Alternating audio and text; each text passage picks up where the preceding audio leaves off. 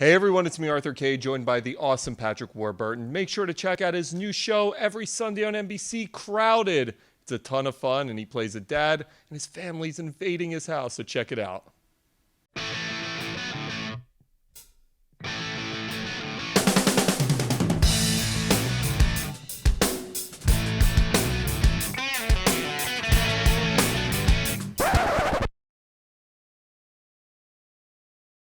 Hey everyone, it's me, Arthur Kade. So Mr. Patrick Warburton, been a big fan of yours ever since Seinfeld. So congratulations, Crowded, the show, ton of fun. I love the concept. I'm like wondering if I ever moved in with my parents after college, they'd probably kill me. But it looks like based off to the first episode, you're gonna kill somebody in the show.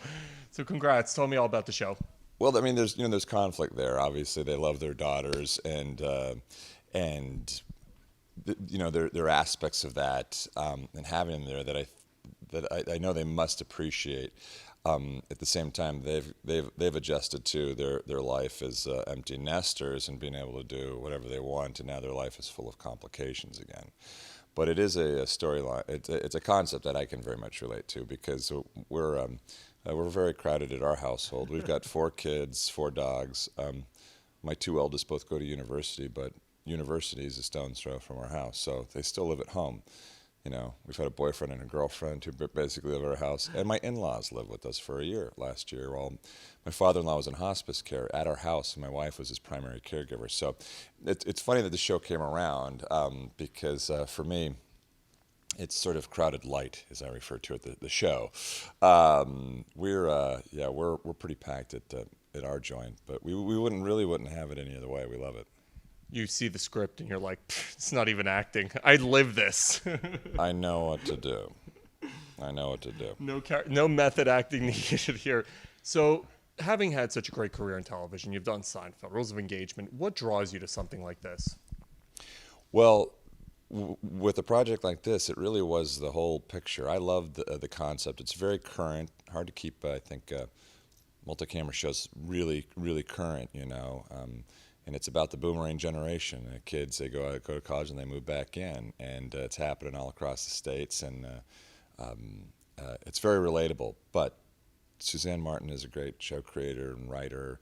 It's a great team, and getting to work with Burrows for the first time, I never, in 30 years, never worked with Jimmy. So, it's just great to be back at NBC again. I love how you call him Burrows. That's so cool. I mean, they just had the special. It was so great to see. Yeah. When you get to work with a legend like that, what does someone like him bring to a project? Well, a lot of comfort and confidence. It's actually very easy when you got eyes like that on the project and watching you and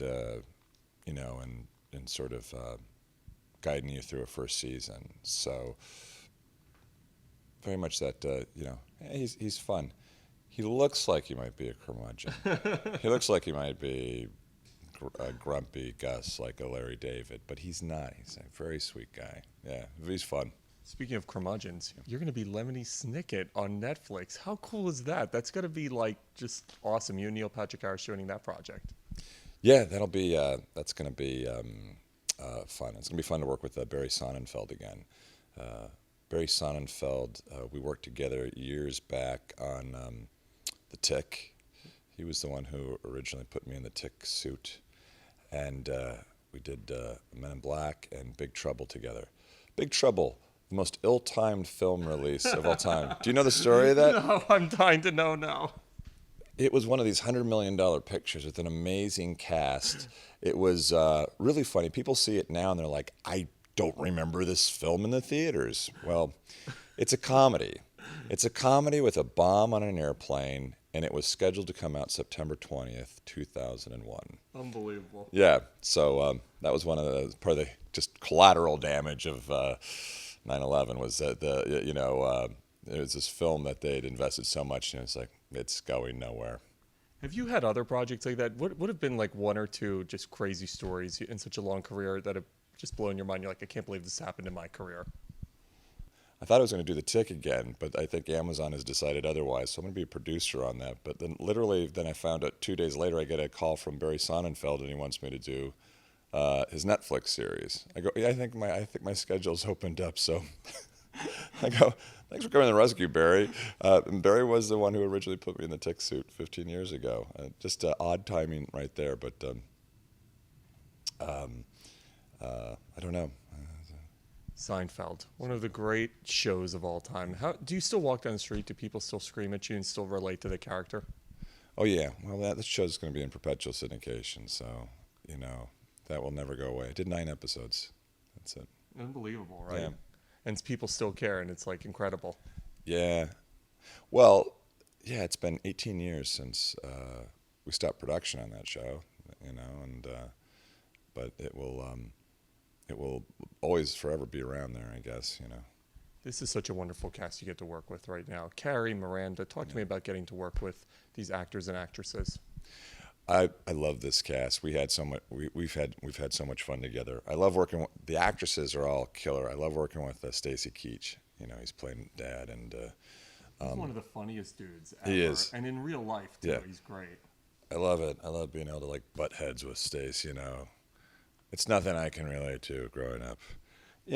Sons and fathers, they have their disagreements. I love my daddy, but when you don't see eye to eye on certain things, and it's just that's a great dynamic.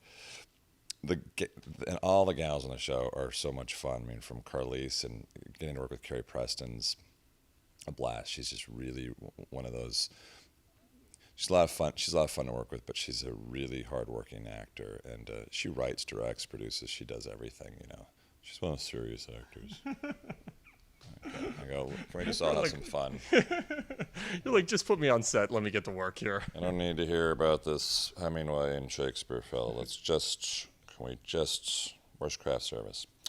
And then Miranda and Mia have got to be the 2 loveliest lasses on television. Would you agree? She brings the whole millennial generation, the whole iCarly generation's being brought in. It's great. She has 8 million Twitter followers. It's crazy, right? Different generation, man. Why am I even on Twitter? Oh, how many do you have, Patrick? Oh, never mind. I don't know. I don't pay attention. She Twitter shames you? No, she would never. She wouldn't. She's so sweet. Gosh dang, she's sweet. I used to love iCarly. I'd watch it all the time. Is that weird? I'm not quite sure how to respond to that one. He's going to walk out and he's going to be like, dude, was he serious about the whole iCarly thing? I remember that episode where she played iCarly. I'm faking it now. I love working with, the girls are great. I love having that dynamic where I get to be dad, I'm not going to play dad. I am a dad. And it's just fun having that, sort of the generational differences, just perplexed by the insanity of the young, of daughters and everything they go through. And it just sort of, having to navigate that territory. I love it. I also love that you and Carrie have to deal with some real life problems, which is when do we get to have sex? When do we get to smoke our pot? I love that it's a kind of that just modern day look on here's what parenting is like and here's what parents have to deal with. Well, I think too, it's not, the show's not going to be about, geez, when can we get it on? Because first off, let's face it, they've been married for a while. It's not like sex is on their mind every 15 minutes. But in establishing them coming back and obviously, Mike and Martina losing their freedom that they had just, gotten back for the last 4 years, that was, an element of it. At this point, I think, and as we'll see from here on in, that the show evolves from that. But if you're going to, in a pilot episode, you need to lay a lot of groundwork, and that's basically part of it. Is that, well, all of a sudden, we don't have really our private lives together anymore. That's gone. Again, that's gone. And so we established that. But, and the dynamic of having, dad and stepmom around and the girls back, there's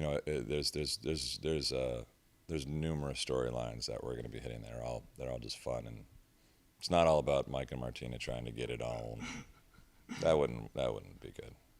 Congratulations, man. Watch the first episode. Looks like it's going to be a fun show for you guys. And is it fun behind the scenes too? These subplot lines have to be just a blast to act out. Yeah, but when you're in a, we all had fun. We all had our laughs. We haven't gotten to that point where we're pranking each other terribly yet. I'm sure I did some stupid. Are you a prankster on set? well, wasn't like remember on Rules. I mean, like Ollie and Spade would like slide tuna fish under each other's couches or whatever and let it sit there for a couple of weeks until it could really sink. They do crap like that. Foul. This is foul. I'm not going to do that to the girls or Stace.